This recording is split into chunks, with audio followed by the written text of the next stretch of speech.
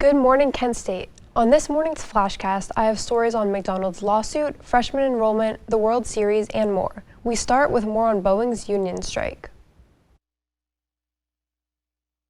Today, members voted to reject the company's latest offer by 64%.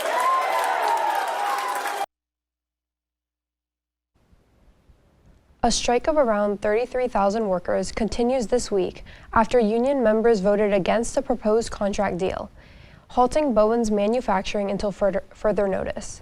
Boeing's latest contract offer of a 35% raise over 4 years was a better offer than the previous offer of 25%. However, many union workers say they want more, like the return of pensions. Boeing's CEO says he's committed to reviving the company's relationship with its workers.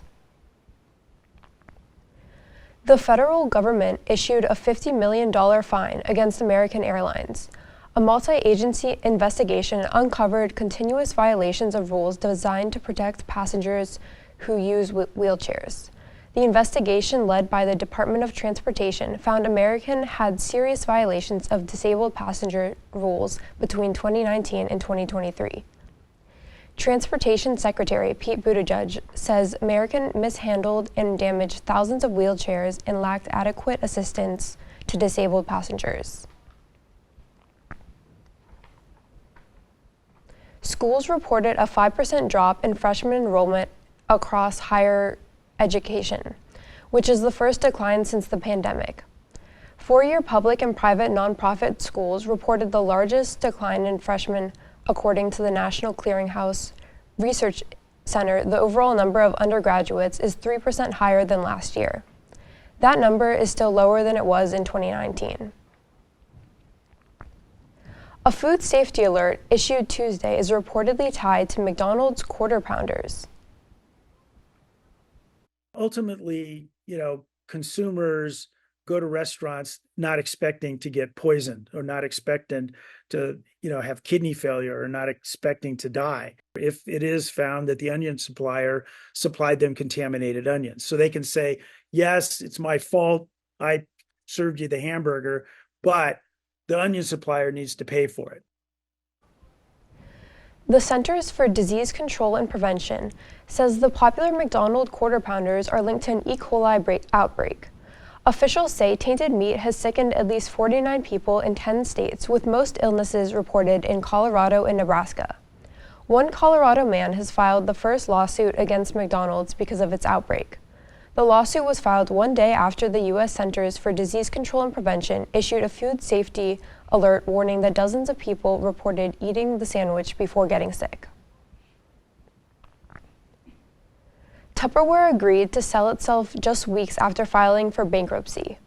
The company, known for its food storage containers, announced a tentative agreement on Tuesday.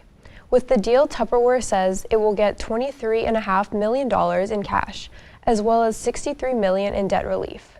In exchange, the lenders will get all of Tupperware's intellectual property, including operating assets in the U.S. and abroad. The transaction is expected to close by the end of the month, pending court approval. Tuesday night, Starbucks released its preliminary earnings report, revealing a sharp drop in sales for the third consecutive quarter.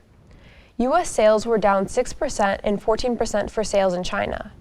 Starbucks' new CEO, Brian Niccol, says he plans to improve company finances with a streamlined menu and better attention to consumer satisfaction.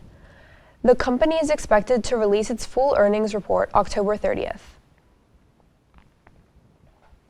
This year's World Series tickets are expected to cost more than ever before.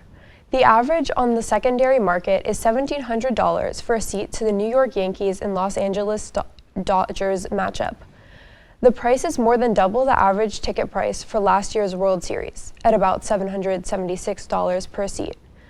And with some of the biggest names in baseball, this is the first time in over 40 years that the Yankees and Dodgers are both in the championship game. A championship Chicago Bulls jersey worn by Michael Jordan in the mid-90s is up for auction. The jersey was worn by Jordan for 5 months during the 1996-1997 season, when Jordan was at the peak of his celebrity. He wore it in at least 17 games, including at the iconic Allen Iverson crossover moment in a March '97 game. It's one of only 2 red jerseys Jordan wore that season. It's valued at $4 to $6 million. That's all the stories I have this morning. For more stories, check out Kent Wired. I'm Talia Milewich. Have a great day, Portage County.